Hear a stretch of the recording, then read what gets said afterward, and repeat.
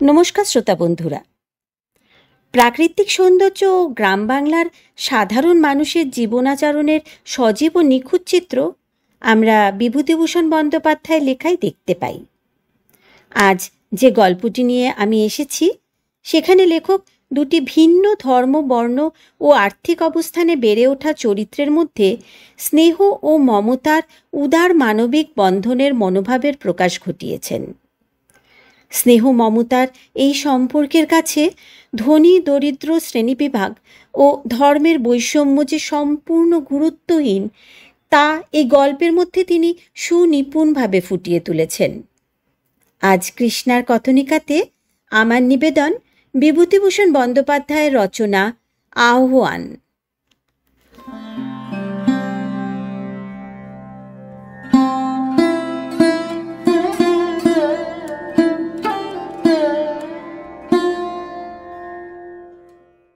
দেশের ঘরবাড়ি নেই অনেক দিন থেকেই। পৈতৃক বাড়ি যা ছিল ভেঙে চুরে ভিটেতে জঙ্গল গজিয়েছে। এই অবস্থায় একদিন গিয়েছি দেশে কিসের একটা ছুটিতে। গ্রামের চক্রবর্তী মশাই বাবার পুরাতন বন্ধু। আমায় দেখে খুব খুশি হলেন, বললেন, কতকাল পরে বাবা মনে পড়লো দেশের কথা। প্রণাম করে পায়ের ধুলো নিলাম। বললেন, এসো এসো, বেঁচে থাকো, দীর্ঘজীবী হও। বাড়িঘর করবে না? আগে সামান্য মাইনে পাই।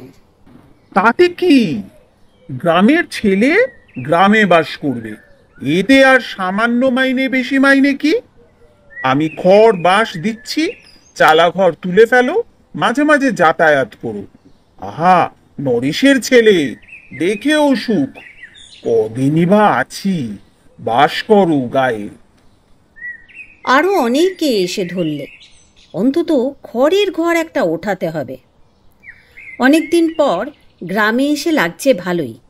যাদের বাল্যকালে ছোট দেখে গিয়েছি তাদের আর চেনা যায় না। যাদের যুবক দেখে গিয়েছিলাম তারা হয়েছে বৃদ্ধ। বড় আমবাগানের মধ্যে দিয়ে বাজারের দিকে যাচ্ছি।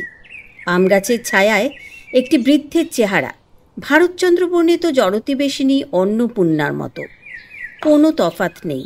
ডান হাতে নড়ি ঠুকঠুক করতে করতে বোধহয় বা বাজারের দিকেই চলেছে।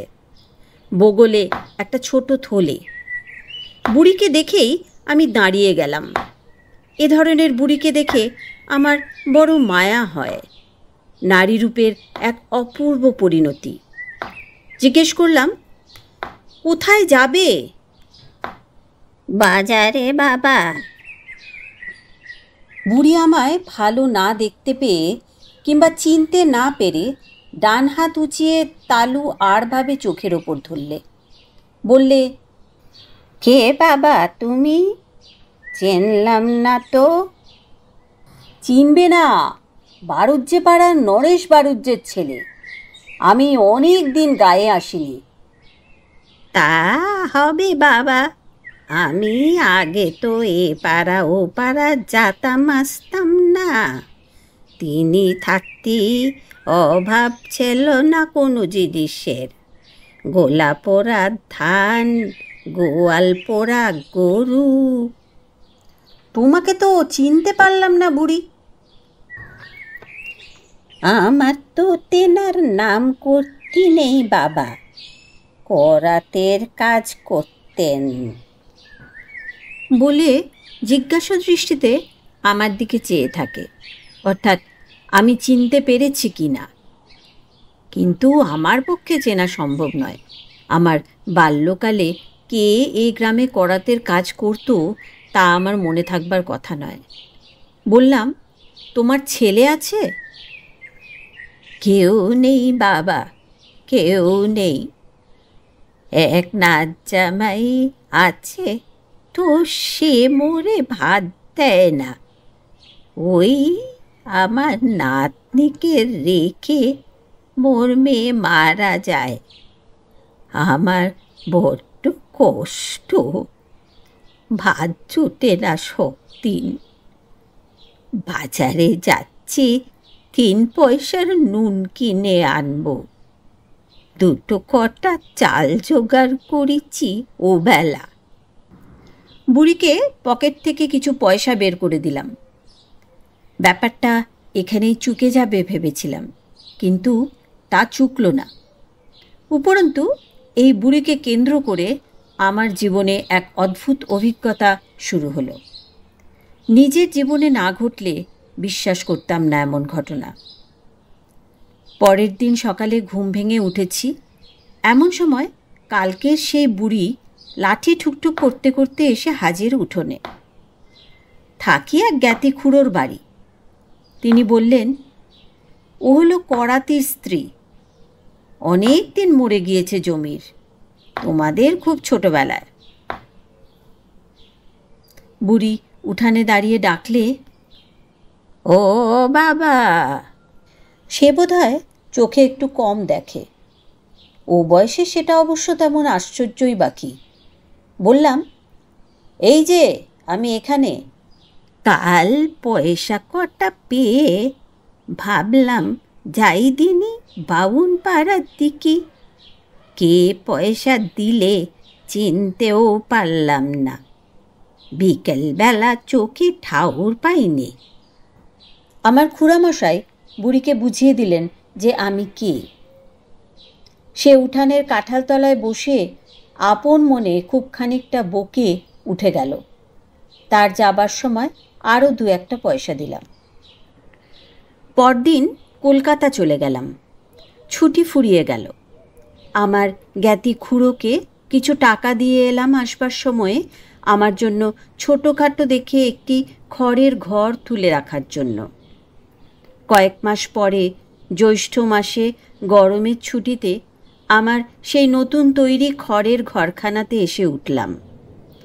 কলকাতাতে কর্মব্যস্ত এই কমাসের মধ্যে বুড়িকে একবার মনেও পড়েনি, বা এখানে এসেও মনে হঠাৎ হয়তো হতো না যদি সে পরের দিনই সকালে আমার ঘরের নিচু দাওয়ায় এসে না বসে পড়ত। বললাম, কি বুড়ি, ভালো আছো? ময়লা ছেঁড়া কাপড়ের প্রান্ত থেকে গোটা কতক আম খুলে আমার সামনে মাটিতে রেখে বললে, আমার কি মরণ আছে রে বাবা? জিজ্ঞেস করলাম, ও আম কিসের? দন্তহীন মুখে একটু হাসবার চেষ্টা করে বললে, গোপাল আমার, তোর জন্যে নিয়ে এলাম। গাছের আম বেশ মিষ্টি, খেয়ে দেখো এখন। আমি ওর সম্বোধনের নতুনত্বে কৌতুক অনুভব করলাম, কিন্তু কি জানি কেন বড় ভালো লাগলো। গ্রামে অনেক দিন থেকে আপনার জন কেউ নেই। একটা ঘনিষ্ঠ আদরে সম্বোধন করার লোকের দেখা পাইনি বাল্যকালে মা পিসিমা মারা যাওয়ার পর থেকে। প্রতিবেশিনীদের মধ্যে অত বেশি বয়সের স্ত্রীলোক কেউ নেই যে আমাকে গোপাল বলে ডাকে। বুড়ি বললে, খাও কোথায়? হ্যাঁ বাবা? খুড়োমশায়ের বাড়ি। বেশ যত্ন করে তো ওনারা? তা করে। দুধ পাচ্ছ ভালো? ঘুটি গোয়ালিনি দেয়, মন্দ না। ও বাবা, ওর দুধ আর্ধেক জল। দুধ খেতে পাচ্ছ না ভালো, সে বুঝেছি। পরদিন সকাল হয়েছে সবে, বুড়ি দেখি উঠোনে এসে ডাকছে, গোপাল। বিছানা ছেড়ে উঠে বললাম, আরে এত সকালে কি মনে করে? হাতে কি? বৃদ্ধা হাতের নড়ি আমার দাওয়ার গায়ে ঠেস দিয়ে রেখে বললে, 1 ঘটি দুধ আনলাম তোর জন্যে। সে কি, দুধ এত পেলে কোথায় এত সকালে? আমায় মা বলে ডাকে ওই হাজরানাটার বউ, তার কেউ নেই। মোর চালা ঘরের পাশে ওর চালা ঘর। ওরে কাল রাত্রিরে বলে রেখে দিয়েছিলাম, বলি বউ, আমার গোপাল দুধ খেতে পায় না, সকালে চা না কি খায়, ওরে খুব ভোরে উঠে গায়ে ধুয়ে দিতে হবে। তাই আজ কুকরো ডাকা ভোরে উঠে দেখি আমাদের ডাকছে, মা ওটো, তোমার গোপালের জন্য দুধ নিয়ে যাও। আচ্ছা কেন বলো তো তোমার এসব? ছি, না, এসব ভালো না। এরকম আর কখনো এনো না। কত পয়সা দাম দিতে হবে বলো? কতটা দুধ? আমার গলার সুর একটু রুক্ষ হয়ে উঠেছিল হয়তো, কারণ মুসলমানের বাড়ির দুধ আমাদের গ্রামে চলে না। কোন দিক থেকে দেখে ফেলবে এই ছিল আমার ভয়। কেন আবার এসব ঝঞ্ঝাট জোটে? বুড়ি আমার কণ্ঠস্বরের অপ্রত্যাশিত রূঢ়তায় যেন একটু ঘাবড়ে গেল। ভয়ে ভয়ে বললে, কেন বাবা, পয়সা কেন? পয়সা না তো তুমি দুধ পাবে কোথায়? ওই যে বললাম বাবা, আমার মেয়ের বাড়ি থেকে। তা হোক, তুমি পয়সা নিয়ে যাও, সেও তো গরিব লোক। বুড়ি পয়সা নিয়ে চলে গেল বটে, কিন্তু সে যে বেশ দমে গিয়েছে তার কথাবার্তার ধরনে বেশ বুঝতে পারলাম। মনে একটু কষ্ট হলো বুড়ি চলে গেলে। পয়সা দিতে যাওয়া ঠিক হয়েছে কি? বুড়ির কীরকম মন পড়ে গিয়েছে আমার উপর। স্নেহের দান এমন করা ঠিক হয়নি। বুড়ি কিন্তু এ অবহেলা গায়ে মাখল না আদৌ। পরদিন সকাল হতে না হতে সে এসে জুটবে।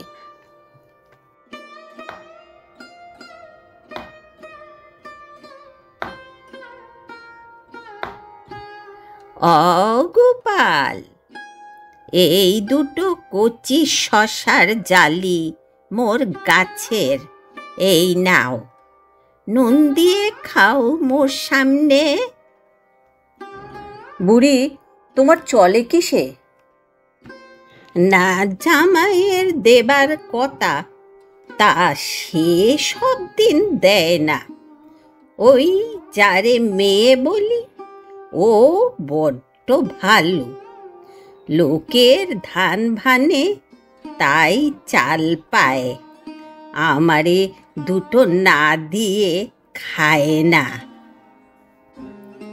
একা থাকো? তা একদিন মোর ঘরখানা না হয় দেখতে গেলে। অমর গোপাল, আমি নতুন খাজুর পাতার চেটাই বুনে রেখে দিয়ে এলাম তোমারই বস্তি দেবার জন্যি। বামুনের ছেলে, মোদের এটো কাটা মাদুরে কি বসবে?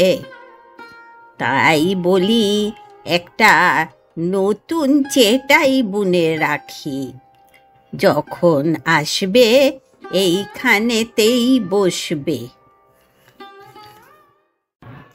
সেবার বুড়ির বাড়িতে আমার যাওয়া ঘটে উঠল না ওর এত আগ্রহ সত্ত্বেও।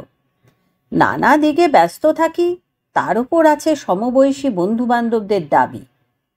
অনেক দিন পর গ্রামে এসেছি তো। যে কদিন গ্রামে থাকি বুড়ি রোজ সকালে একবার আসতে ভুলবে না, কিছু না কিছু আনবেই।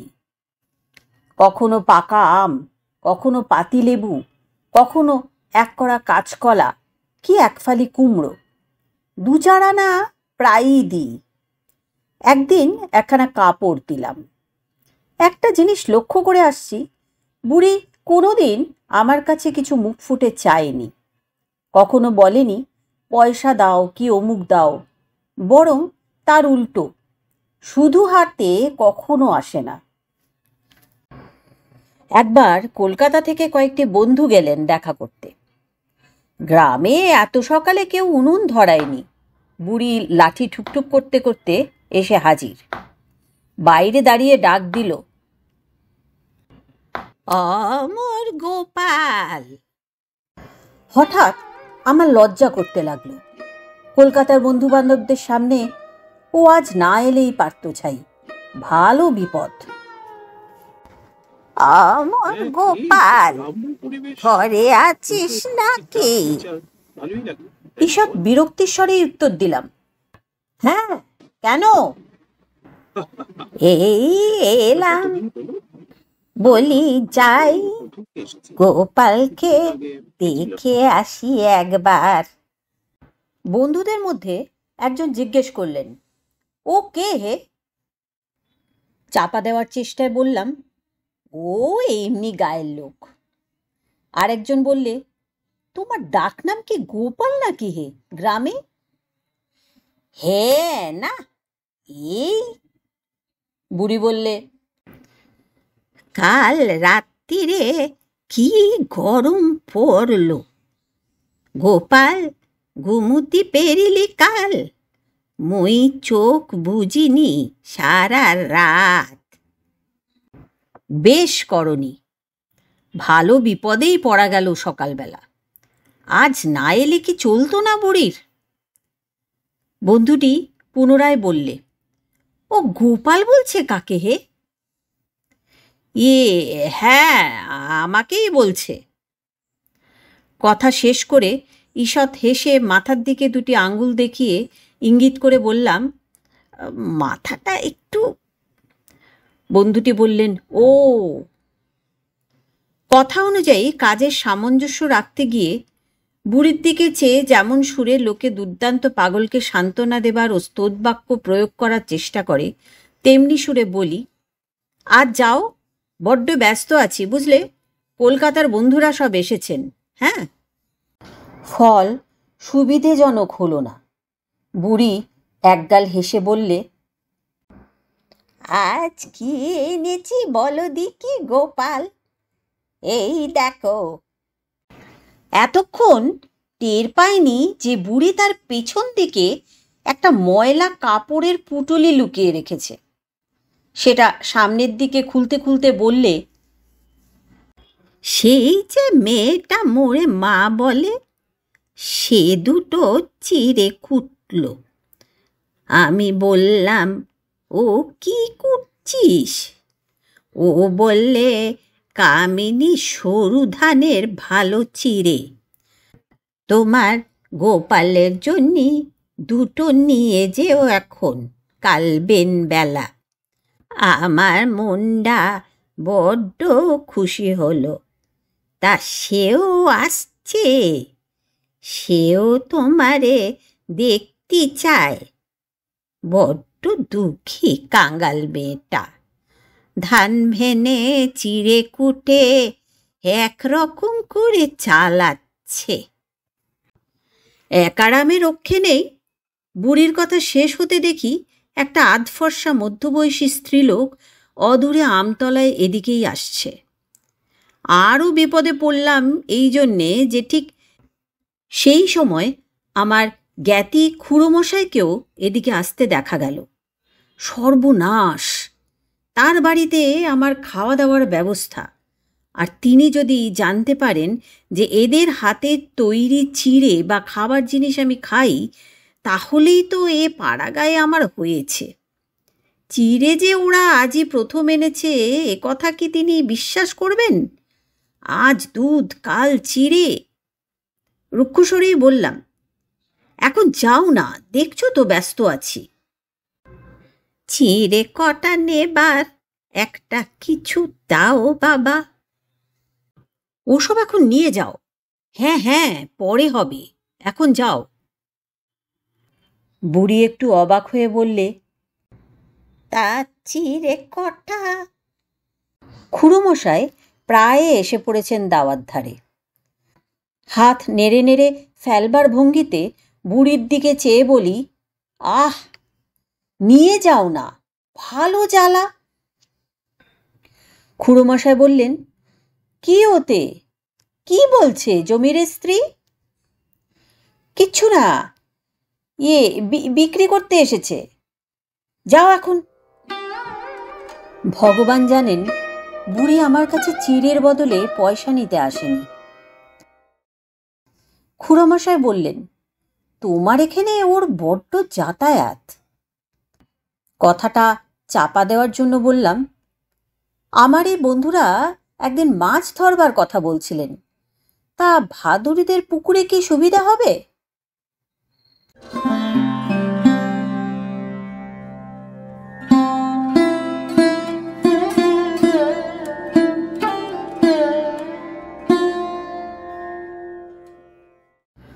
পুনরায় গ্রামে এলাম মাস 5-6 পরে, আশ্বিন মাসের শেষে।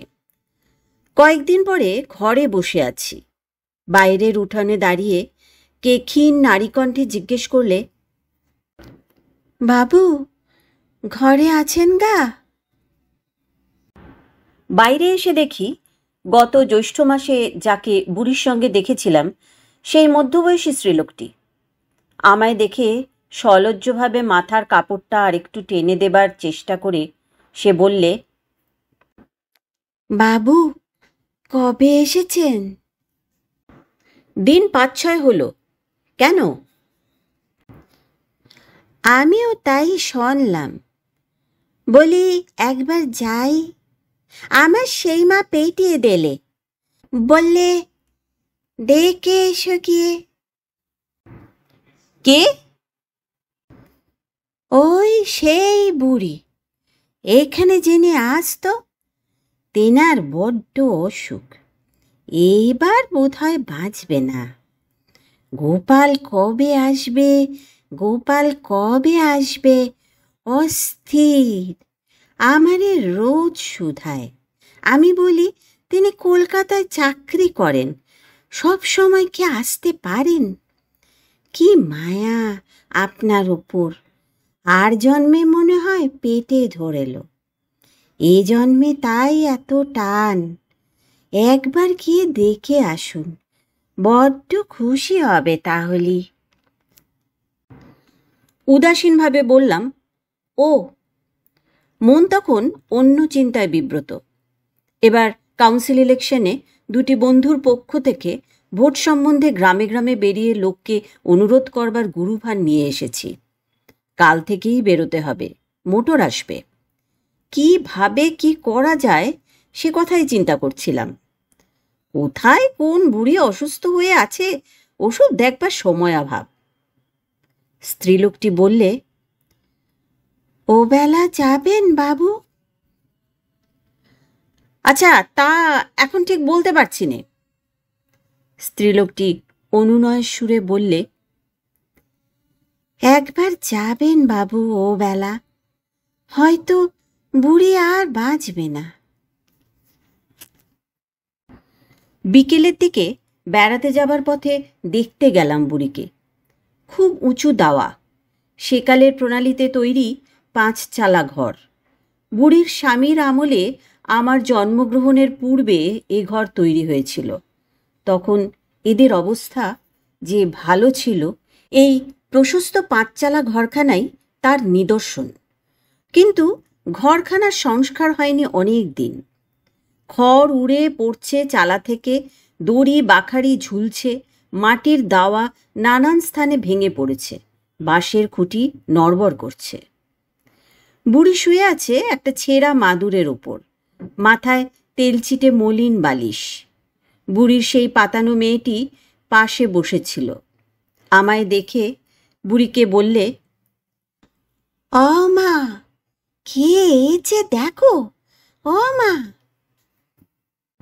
আমি গিয়ে কাছে দাঁড়াতেই বুড়ি চোখ মেলে আমার দিকে চাইল। পরে আমাকে চিনে ধর্মর করে বিছানা ছেড়ে উঠবার চেষ্টা করতেই বললাম, উঠো না, উঠো না, ও কি? বুড়ি আহ্লাদে আটখানা হয়ে বললে, ভালো আছো আমার গোপাল? বসতে দে গোপালকে, বসতে দে গোপালকে, বসতে দে। বসবার দরকার নেই, ব্যস্ত হয়েও না, থাক। ওখানে কেন দিচ্ছ ভাবছিস? গোপালের ওই খাজুরের চটখানা পেতে দে। পরে ঠিক যেন আপনার মা কি পিসিমার মতো অনুযোগের সুরে বলতে লাগলো, তোর জন্যে খাজুরের চটখানা কদিন আগে বুনে রেখেলাম, ওখানা পুরনো হয়ে ভেঙে যাচ্ছে। তুমি একদিনও এলে না গোপাল, অসুখ হয়েছে তাও দেখতে আসো না। আমি বললাম, আচ্ছা চুপ করে শুয়ে থাকো, ব্যস্ত হয়েও না।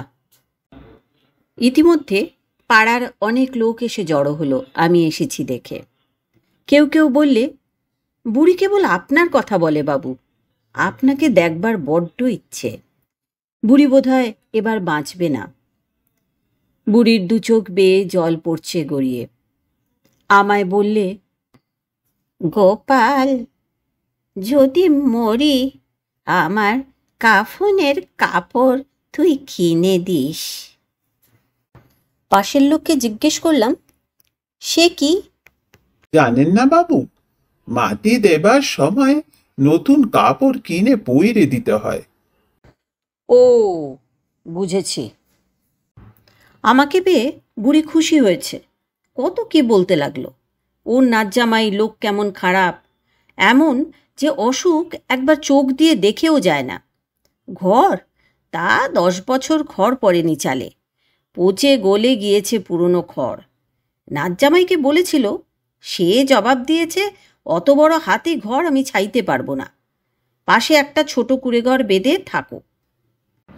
বুড়ি চোখের জল মুছে বলে, তা থাকতে পারি, হ্যাঁ বাবা, কি লোকের পরিবার আমি, আজই না হয় কপাল পুড়েছে, তা বলে কুঁড়ে ঘরে থাকতে পারি মুই? সান্ত্বনা দেবার সুরে বললাম, কথা ঠিকই তো। বলো তুমি গোপাল। ঘাড় নেড়ে বলি, সত্যি তো। আজও সেই চালাঘর, সেই ম্লান সন্ধ্যা, ছেঁড়া মাদুরে শোয়া আমার বুড়িকে মনে পড়ে। ছেচতলায় শীর্ণ লাউ গাছ, পিছনে কয়েক ঝাড় বাঁশ, এক আধটা খেকি কুকুরের আওয়াজ পাড়ায়। শান্ত ছায়া নেমে এসেছে সামনের সারা উঠোনটাতে। কতগুলো মেয়ে পুরুষ খেতে এসে দাওয়ায় ছেঁচতলায় দাঁড়িয়ে আছে। আসবার সময় বুড়ির পাতানো মেয়েটির হাতে কিছু দিয়ে এলাম পথ্য ও ফলের জন্য। হয়তো আর বেশি দিন বাঁচবে না, এই অসুখ থেকে আর উঠবে না। বুড়ি কিন্তু সে যাত্রা সেরে উঠল, দিব্যি সেরে উঠল। আমি কলকাতায় চলে যাবার আগে দু একবার আমার কাছে লাঠি ধরে ধরে গেল, বসে বসে আপনার মতো কত কি বকে, তারপর চলে আসে। বছর 2 কাটল। এই 2 বছরের মধ্যে যখনই গিয়েছি গ্রামে, বুড়ি এসে বসে, কিছু না কিছু নিয়ে আসবেই। অসুখটা থেকে উঠে বড় দুর্বল হয়ে পড়েছিল, সে দুর্বলতা ওরা সারল না। আমি বলতাম, কেন আসো রোজ রোজ অত দূর থেকে? এই পাকানো নাটা ভাবলাম গোপালের দিয়ে আসি।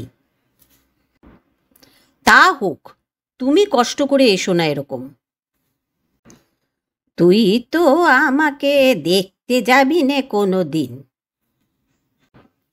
সময় পেলেই যাব, এখন বাড়ি যাও। কখনো বুড়ি বলতো, অগোপাল, তুই বিয়ে করলি নে কেন? মেয়ে পাওয়া যায় না, তাছাড়া বয়স হয়ে গিয়েছে। কিচ্ছু বয়স হয়নি, কাঁচা ছেলে তোমরা। বেশ,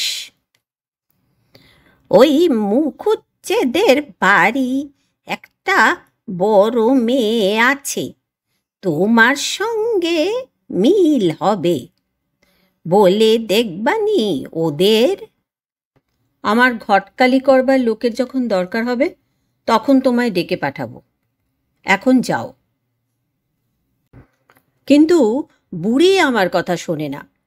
একদিন মুখুজ্জে বাড়ির নুরু আমায় ডেকে বললে, ওহে, একটা কথা বলি। আজ জমির করাতের বউ বুড়ি বাড়ির মেয়েদের কাছে গিয়ে বলছে কি গোপালের সঙ্গে তোমাদের পুটির বিয়ে দাও। মেয়েরা তো অবাক, গোপাল কে? শেষে জানা গেল তুমি। ওরা তো শুনে আশ্চর্য। তা তুমি কিছু বুড়িকে বলেছিলে নাকি এ সম্বন্ধে? আমি নিজেকে নিতান্তই বিপন্ন ও অসহায় বোধ করলাম। বললাম, সে কি কথা, কখনো না, তুমি বিশ্বাস করো? না না, বিশ্বাস অবশ্যই করিনি। যাই হোক, যদি কিছু করেও থাকো বুড়িকে বারণ করে দেবে আর না বলে। গ্রাম ভালো নয়, ও নিয়ে মেয়েটার নামে একটা কথাকথি যদি হয়। নিশ্চয়, তুমি বিশ্বাস করো ভাই, আমি এর বিন্দু বিসর্গ জানি নে। বুড়ি তার পরদিন যেমন সকালে এসেছে বকলু মুখে। কে তাকে এসব কাণ্ড করতে বলেছে? ঘটকালি করতে ডেকেছিল কেউ তাকে? গায়ে এই নিয়ে শেষে একটা কথা উঠবে, পাড়াগা জায়গা খারাপ, তুমি বাপু এখানে আর এসো না। বুড়ি ফ্যাল ফ্যাল চোখে চেয়ে বললে, বকিস নে অগোপাল, মোরে বকিস নে। তা তুই ও মেয়েডারে বিয়ে না করিস, অন্য কোনো মেয়ে বিয়ে কর। পুটিরে তোর পছন্দ হয়নি না? ধমকে উঠে বললাম, আবার ওইসব কথা? নিতান্ত সরলা সেকেলে বুড়ি, কিছু বোঝেও না। সত্যি এই ঘটনা নিয়ে গ্রামে একটু কথাবার্তার সৃষ্টি হলো। বুড়ির ওপর খুব চোটে সকালবেলাটা আমি আর ঘরেই থাকিনে, পাছে বুড়ি এসে জ্বালাতন করে। 10-12 দিন পরে একদিন দুপুরে ঘুমিয়ে উঠেছি, বাইরে বুড়ির গলা শোনা গেল, অমর গোপাল। ঘর থেকে বেরিয়ে এসে বললাম, কি আবার এসেছো কেন এখানে? একটা বাতাবি নেবু নিয়ে এলাম তোমার জন্যি। দরকার নেই বাতাবি নেবুতে, যাও এখন। বিরক্তি নিতান্ত অকারণ নয়। মাত্র 4-5 দিন আগে মুখুজ্জে বাড়ির ঘটনা নিয়ে আমার জ্ঞাতি খুড়ো আমায় 2 কথা শুনিয়ে দিয়েছেন।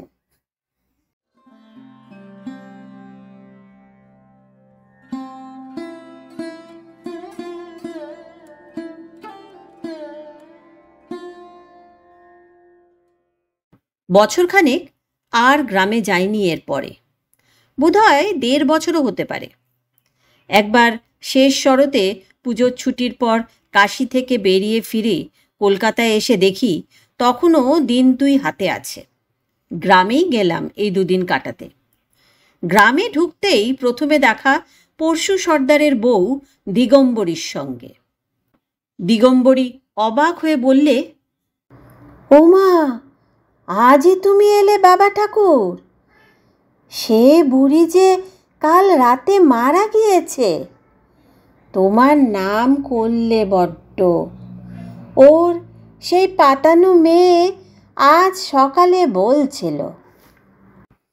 আমি এসেছি শুনে বুড়ির নাচ জামাই দেখা করতে এলো। বাবু এসেছেন, সাহায্য করুন, কাফনের কাপড় কিনতি, যা দাম কাপড় চোপড়ের।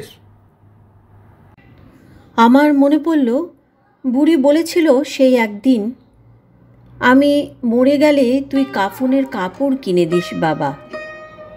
ওর স্নেহাতুর আত্মা বহু দূর বারাণসী থেকে আমায় কিভাবে আহ্বান করে এনেছে। আমার মন হয়তো ওর ডাক এবার আর তাচ্ছিল্য করতে পারেনি। কাপড় কেনার টাকা দিলাম। নাচ জামাই বলে গেল, মাটি দেবার সময় একবার যাবেন এখন বাবু, বেলা 12টা আন্দাজ যাবেন।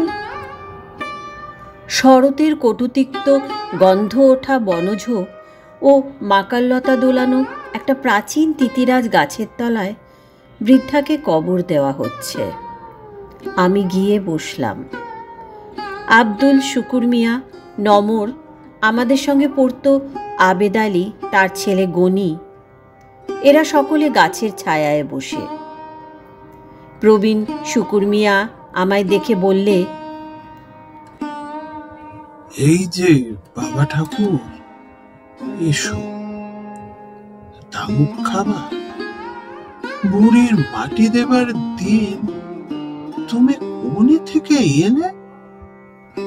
তুমি তো জানতে না। তোমায় বড্ড ভালোবাসতো বুড়ি। তোমার কাছে কাফনের কাপড় নিয়ে তবে ওর মহাপ্রাণীটা ঠান্ডা হলো। খাও তামু। একটি গরুর গাড়ির পুরনো কাঠামোর ওপর বৃদ্ধাকে কাঁথামুড়ি দিয়ে শুইয়ে রেখেছে। দুজন জোয়ান ছেলে কবর খুঁড়ছে। কবর দেওয়ার পর সকলে এক এক কোদাল মাটি দিলে কবরের ওপর। শুকুর মিয়া বললে, দাও বাবা ঠাকুর, তুমিও দাও। তুমি দিলে মহাপ্রাণী ঠান্ডা হবে। দিলাম এক কোদাল মাটি। সঙ্গে সঙ্গে মনে হলো ও বেঁচে থাকলে বলে উঠত, অমর গোপাল। আমার গল্প পাঠ আপনাদের কেমন লাগলো অবশ্যই কমেন্ট বক্সে জানাবেন। ভালো লাগলে পরবর্তী গল্পের জন্য সাবস্ক্রাইব ও বেল বাটন প্রেস করে একটি লাইক ও শেয়ার করে আমাকে উৎসাহিত করবেন। পাশে থাকার জন্য অনেক ধন্যবাদ। নমস্কার।